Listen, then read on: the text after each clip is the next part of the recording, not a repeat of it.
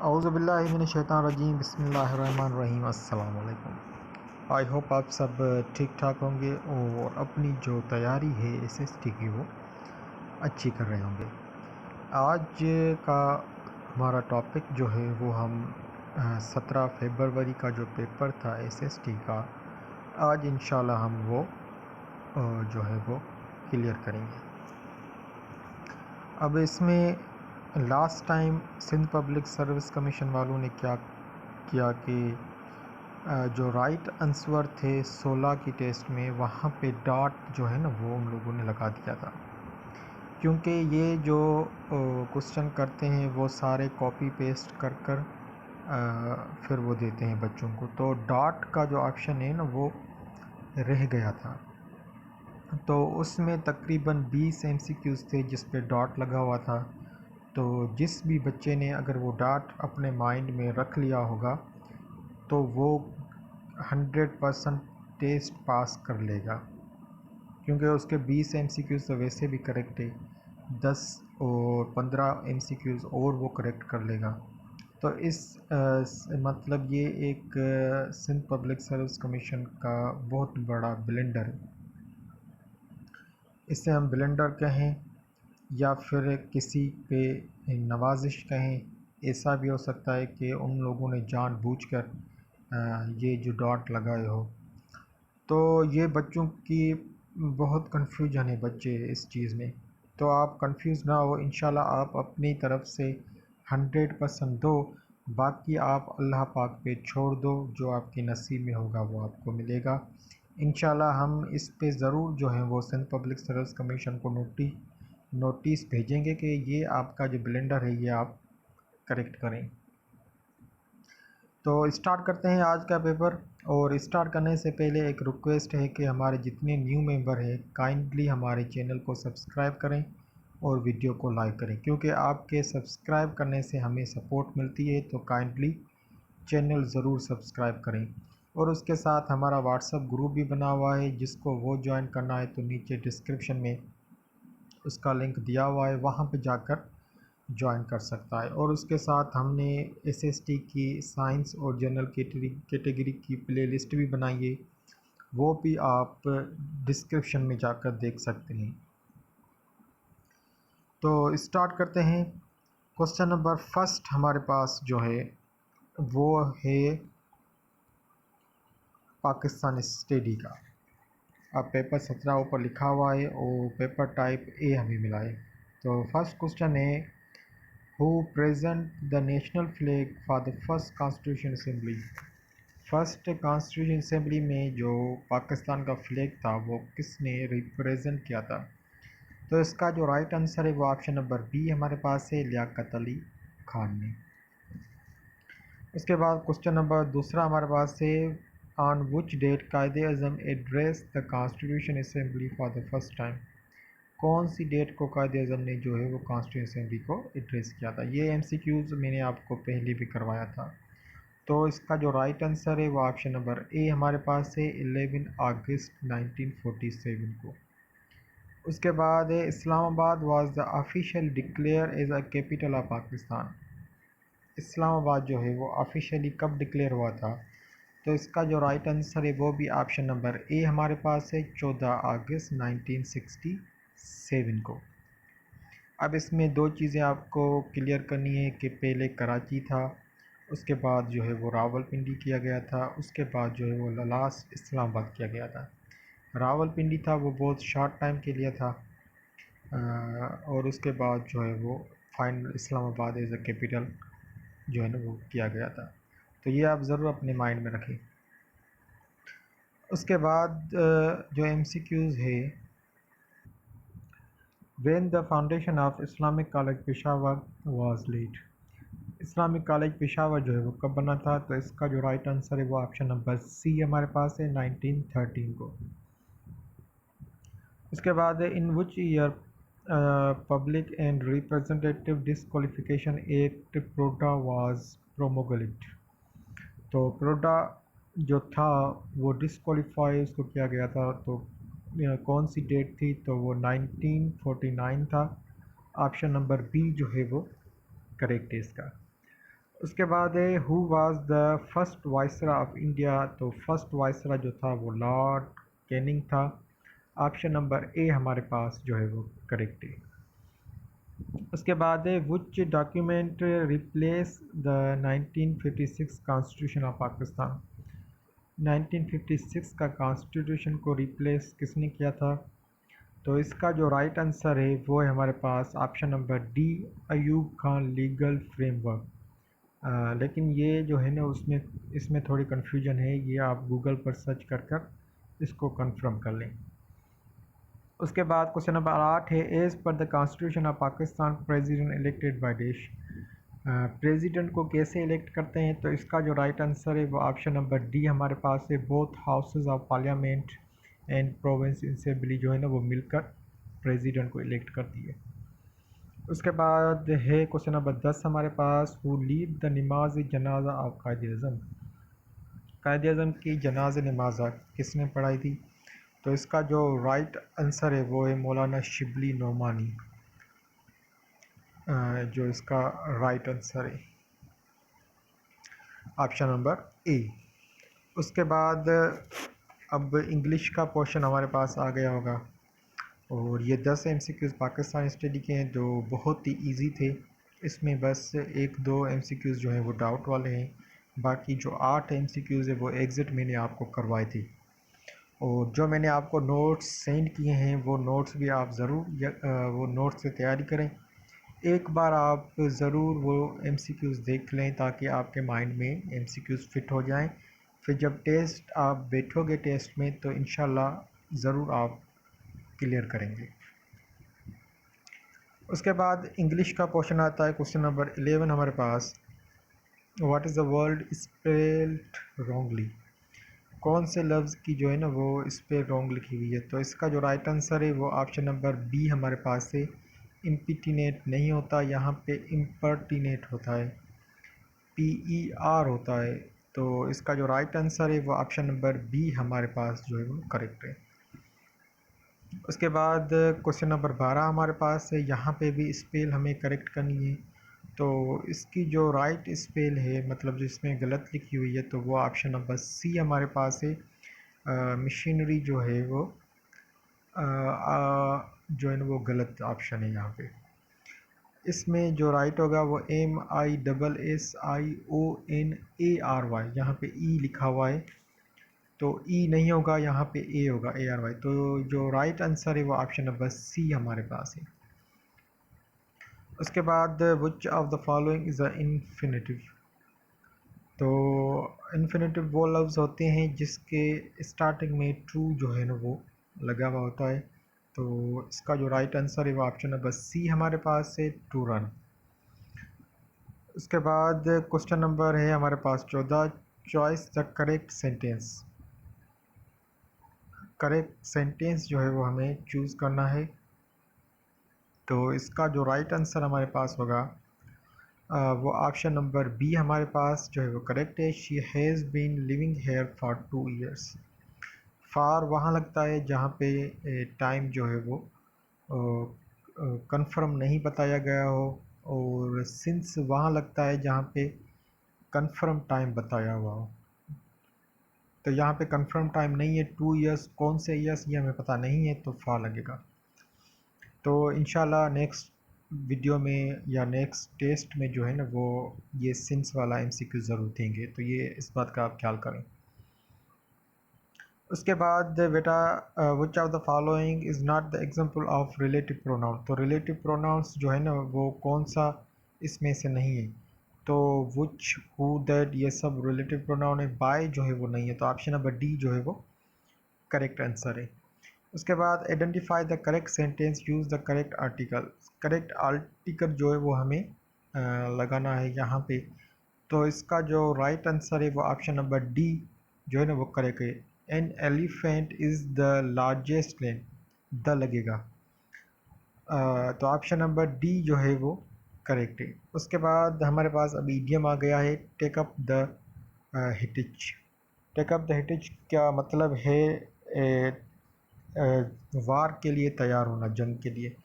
तो इसका जो राइट आंसर है वो ऑप्शन नंबर डी हमारे पास जो है वो करेक्ट है, प्रिपेयर फॉर और गो टू वॉर।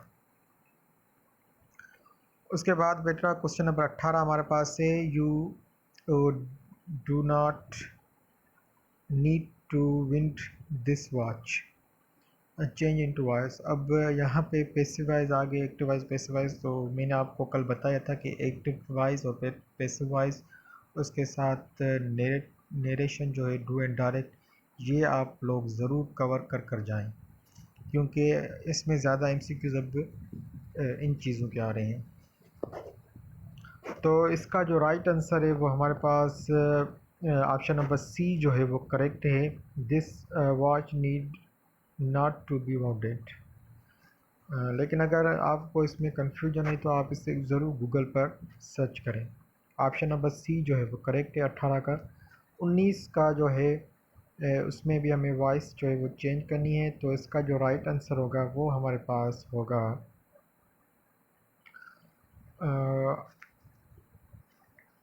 इसका जो ऑप्शन है वो ऑप्शन नंबर सी हमारे पास जो है 19 का वो करेक्ट है। Under the scheme for the investors are permitted to buy share for the foreign companies, option number C जो हमारे पास है वो करेक्ट है। उसके बाद क्वेश्चन नंबर 20 हमारे पास है, वन वर्ड सब्सटीट्यूशन हमारे पास है, अखरिंग एट नाइट। अखरिंग एट नाइट को क्या कहा जाता है? तो इसका जो राइट आंसर है वो ऑप्शन नंबर बी हमारे पास है, नोकेटनल। ऑप्शन नंबर बी जो है वो करेक्ट है। तो अब इंग्लिश का पोर्शन जो है वो ख़त्म हो गया है, अब इस्लामियात का जो पोर्शन है वो स्टार्ट होने वाला है। तो इस्लामियात में क्वेश्चन नंबर 21 हमारे पास है, zakat was made compulsory on which year. ज़कात को कब कंपलसरी किया गया था? तो इसको ज़कात को जो है वो सेकंड हिजरी को किया गया था। तो ऑप्शन नंबर बी जो हमारे पास है वो करेक्ट है। और नमाज जो है वो फर्स्ट हिजरी को आई थी, ज़कात जो है वो सेकंड हिजरी को आई थी। तो इस तरह आप एमसीक्यूज़ को याद करें, क्या पता नेक्स्ट टेस्ट में जो है वो नमाज का पूछ ले आपसे, तो इस चीज़ का आपको ज़रूर पता होना चाहिए। उसके बाद क्वेश्चन नंबर 22 हमारे पास है, हाउ मेनी सजदा आर देयर इन मदनी सूरत। अब ये एमसीक्यूज़ जो हैं वो बहुत हार्ड एमसीक्यूज़ हैं, क्योंकि इनका शायद किसी आलिम या किसी हाफिज़ को ही पता होगा, क्योंकि ये चीज़ें तो गूगल पे भी नहीं मिल रही। क्योंकि ये लास्ट जो वीडियो हमने बनाई थी 16 वाले पेपर की, उसमें मक्की सूरत में कितने सजदे थे तो वो हमें नहीं मिले। गूगल पे भी मैंने सर्च किया, लेकिन गूगल पे भी वो मुझे नहीं मिले थे। तो ये आप गूगल पर सर्च कर लें कि मदनी सूरत में कुल कितने सजदे हैं। तो इसका मुझे कुछ आइडिया नहीं है, शायद 5 हो, तो मुझे कंफर्म जो है वो 5 लग रहा है मुझे। लेकिन आप इसको ज़रूर गूगल पर सर्च करें, क्योंकि ये मुझे भी कंफर्म नहीं है। उसके बाद तयम्मुम आर्डर इन विच ऑफ सूरत। तयम्मुम का जो ज़िक्र है वो कौन सी सूरत में? तो ये सूरत मदिया में, ऑप्शन नंबर ए जो है वो करेक्ट है। अब वज़ू का, तयम्मुम का, गुस्ल का, इन सब का ज़िक्र जो है वो सूरत मदिया में है। तो ये एमसीक्यूज़ आपके 3 इसमें क्लियर हो जाते हैं।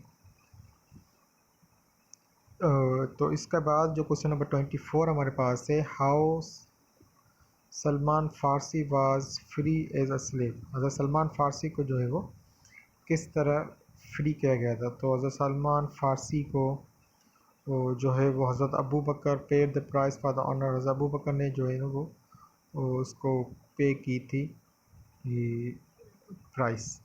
तो ये भी एमसीक्यूज़ आप गूगल पे सर्च करें, क्योंकि इसका मुझे कंफर्म नहीं है। उसके बाद क्वेश्चन नंबर 25 हमारे पास है, the name of the prophet whose as has been mention in the Quran. तो कौन से नबी की जो एज है वो कुरान पाक में ज़िक्र किया गया है? तो ये हज़रत नूह अलैहिस्सलाम का जो है वो एज डिफ़ाइन की गई है यहाँ पे। तो ऑप्शन नंबर बी हमारे पास जो है वो करेक्ट ऑप्शन है। उसके बाद name of the wife of prophet peace be upon him was the daughter Hazrat Umar Farooq रज़ियल्लाहु अन्हा। तो हुज़ूर सल्लल्लाहु अलैहि वसल्लम के घर वाली जो हज़रत उमर फ़ारूक की डॉटर थी, तो उसका नाम क्या था? तो उसका नाम था हज़रत बीबी हफ्सा। ऑप्शन नंबर ए हमारे पास जो है वो करेक्ट है। उसके बाद क्वेश्चन नंबर 27 हमारे पास है केव हीरा इज़ द डैश माउंटेन। केव हीरा जो है वो कहाँ पे है? तो केव हीरा जो है वो जबल नूर पे। ऑप्शन नंबर डी हमारे पास जो है यहाँ पे करेक्ट है। उसके बाद क्वेश्चन नंबर 28 हमारे पास है द लिटरल मीनिंग ऑफ जहाद। जहाद की मतलब क्या है? तो जहाद का जो मतलब है वो है टू वे ऑफ अल्लाह, अल्लाह की राह में जो है ना वो लड़ना। तो ऑप्शन नंबर डी हमारे पास जो है ना वो करेक्ट ऑप्शन है। उसके बाद है which surah is also known as a surah विदा। कौन सी सूरा को सूरा विदा का कहते हैं? तो इसका जो राइट आंसर है वो ऑप्शन नंबर बी हमारे पास है। अल नासिर जो सूरा है उसको सूरा विदा भी कहा जाता है। उसके बाद क्वेश्चन नंबर 30 हमारे पास है what is the other name of Ghazwa Abwa. Ghazwa Abwa का दूसरा नाम क्या है? तो गज़वाए अबवा का जो दूसरा नाम है वो गज़वाए विदान भी कहते हैं उसे। तो ऑप्शन नंबर ए जो हमारे पास है वो करेक्ट ऑप्शन है। तो यहाँ तक हमारे जो इस्लामियात के एमसीक्यूज़ वो क्लियर हो गए। अब सिविक्स के जो एमसीक्यूज़ वो हम करते हैं। उसके बाद इंशाल्लाह हम सिंधी के एमसीक्यूज़ कवर करेंगे। तो क्वेश्चन नंबर 31 हमारे पास है इन sociology what's the community. Sociology में कम्युनिटी का मतलब क्या होता है? तो कम्युनिटी का मतलब होता है a group of people living the same और द शेयरिंग कॉमन इंटरेस्ट, तो उसे हम कहते हैं कम्युनिटी। तो ऑप्शन नंबर सी जो हमारे पास है वो करेक्ट है। उसके बाद क्वेश्चन नंबर 32 हमारे पास है what term use for describe the community that share the common culture background language and a tradition. जो कम्युनिटी शेयर करती है अपने कॉमन कल्चर बैकग्राउंड और लैंग्वेज और ट्रेडिशन को, उसे हम कौन सी टर्म में उसको डोनेट करते हैं? तो इसका जो राइट आंसर है वो ऑप्शन नंबर ए हमारे पास जो है वो करेक्ट है, डाइवर्स कम्युनिटी। लेकिन ये भी आप गूगल पर सर्च करें क्योंकि मुझे इसमें भी कुछ में डाउट है। उसके बाद क्वेश्चन नंबर 33 हमारे पास से how does security influence for the behave of individuals.